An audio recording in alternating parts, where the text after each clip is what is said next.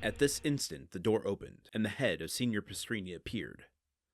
"Permesso?" inquired he. "Certainly, certainly," cried Franz. "Come in, my host." "Now then," asked Albert eagerly, "have you found the desired cart and oxen?" "Better than that," replied Signor Pastrini, with the air of a man perfectly well satisfied with himself. "Take care, my worthy host," said Albert. "Better is a sure enemy to well. Your excellencies only leave the matter to me," returned Signor Pastrini, in a tone indicative of unbounded self-confidence. "But what have you done?" asked Franz. "Speak out, there's a worthy fellow." "Your excellencies are aware," responded the landlord, swelling with importance, "that the Count of Monte Cristo is living on the same floor with yourselves." "I should think we did know it," exclaimed Albert, "since it is owing to that circumstance which we are packed into these small rooms, like two poor students in the back streets of Paris. Well, then, the Count of Monte Cristo, hearing of the dilemma in which you are placed, has sent to offer you seats in his carriage and 2 places at his windows in the Palazzo Rospoli." The friends looked at each other with unutterable surprise. "But do you think," asked Albert, "that we ought to accept such offers from a perfect stranger?" "What sort of person is this Count of Monte Cristo?" asked Franz of his host. "A very great nobleman, but whether Maltese or Sicilian I cannot exactly say. But this I know, that he is noble as a Borghese, and rich as a gold mine."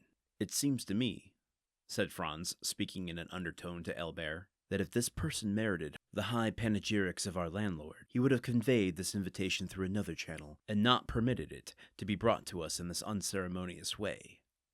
He would have written, or—" At this instant someone knocked on the door. "Come in," said Franz. OMG, could that knock on the door be the Count of Monte Cristo himself? Mr. Sinbad the Sailor, a.k.a. Edmond Dante? Perhaps? Maybe? Well, I don't know. We gotta wait till tomorrow to find out. More than likely, it's just someone coming to tell them the cart is ready, now that they have a invitation to do this all by carriage. I wonder if they're just going to throw all of Albert's plan out the window, now that they have a carriage, and their own window, to go and watch the carnival. They're throwing the idea out the new window in which they got an invitation to sit with Dante in. So what could be going on here? This is where I'm finding it difficult to comment because I don't want to speculate, but could Dante know Franz has been inquiring about him? Could he be subtly aware that Franz was in the Colosseum, maybe overheard him, maybe not? Could have seen him at the opera with the Countess G, maybe not. Could word have gotten back to him in some way? I'm of the belief that it's possible. I know I spent a lot of time speculating back in the chapter where we first met Franz that he was being brought to the island for some reason. And I let that go because there was no way to prove it one way or the other except by reading the story, which we are doing. But the more things start to swirl around, the more I'm like, it is kind of odd that they just happen to be in the same place that Dante is, right? Not only at the hotel, but at the opera, in the Colosseum, same place, same time, same bat channel.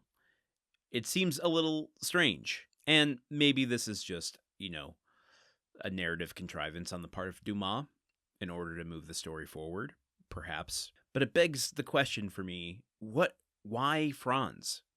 What's up with Franz? And I'm just now realizing that we don't really have any background on Franz and Albert. It feels like we know them better than we do because we've been spending so much time with them on this show, this absurd premise of doing a page a day where we've literally spent, about 3 months with them at this point. But narratively, we don't know much about them. What are their lives like back in Paris? We know that they're of high society, but who do they run with? Maybe Franz is connected to Villefort. Well, we already know Albert's connected to Villefort. Maybe that's what this whole thing's about. See, it's so easy for me to go down these speculative spirals. I don't know how entertaining it is to listen to me try to figure out what's happening here. And I'm not trying to get ahead of the story so much as just kind of orient myself to why are we doing the things we're doing? So maybe Dante is using Franz to get to Albert because Albert knows Villefort, but he only knew Villefort in passing. I don't know, folks. You know what this show is really making me do is live in the moment.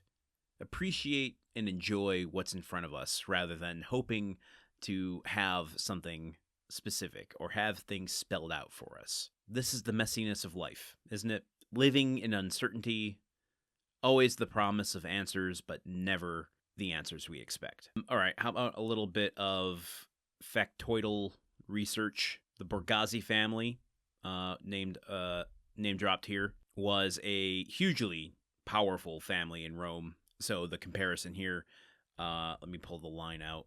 When Pastrini is talking about the Count of Monte Cristo, repeats the whole, I don't know if he's Maltese or Sicilian, quote, "But this I know, that he is noble as a Borghese and rich as a gold mine."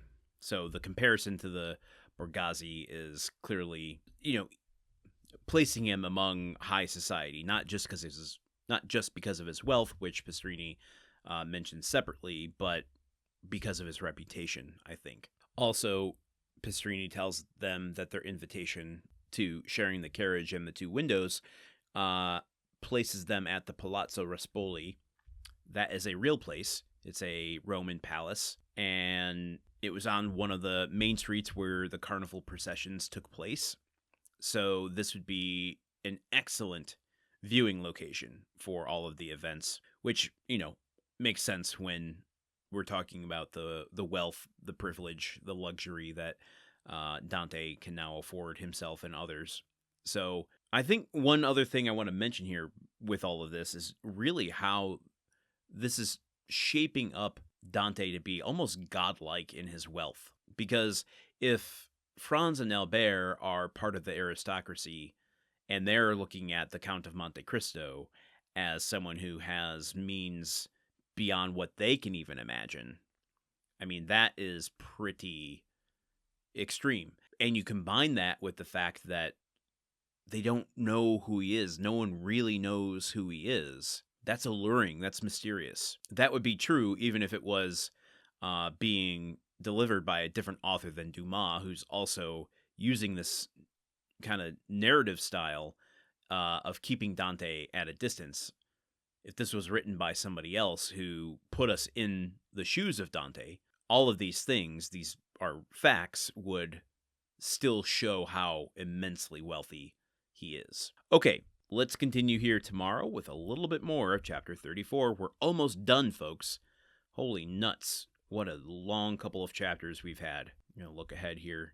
Hey, Chapter 35 is a little bit shorter, so finally we can get some momentum going. So join me here tomorrow with a little bit more of Chapter 34. Until then, okay, goodbye. The Countdown of Monte Cristo is part of the Gruntwork Podcast Network. This show is produced, edited, and hosted by Landon Solano. The original text of The Count of Monte Cristo by Alexandre Dumas. Theme song by Magic Solo. If you want to support the show and others like it, visit patreon.com/gruntworkpod. Thank you for listening. See you tomorrow.